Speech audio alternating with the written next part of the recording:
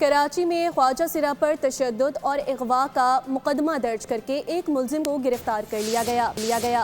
ख्वाजा सिरा नूर हिरा का कहना है कि 13 अप्रैल को औरंगी टाउन में फंक्शन से वापसी पर गाड़ी रोककर अगवा किया गया। मुलजिमान ने ज्यादती की और फिर सदर के इलाके में छोड़कर चले गए।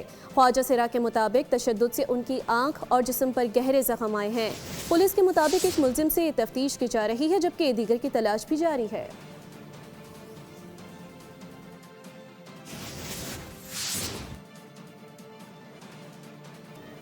कराची में ख्वाजा सिरा पर तशद्दुद और अगवा का मुकदमा दर्ज करके एक मुलजिम को गिरफ्तार कर लिया गया।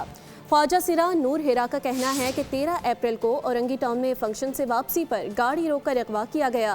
मुलजिमान ने ज्यादती की और फिर सदर के इलाके में छोड़कर चले गए। ख्वाजा सिरा के मुताबिक तशद्दुद से उनकी आंख और जिस्म पर गहरे जख्म आए हैं। पुलिस के मुताबिक एक मुलजिम से तफ्तीश की जा रही है, जबकि दीगर की तलाश भी जारी है।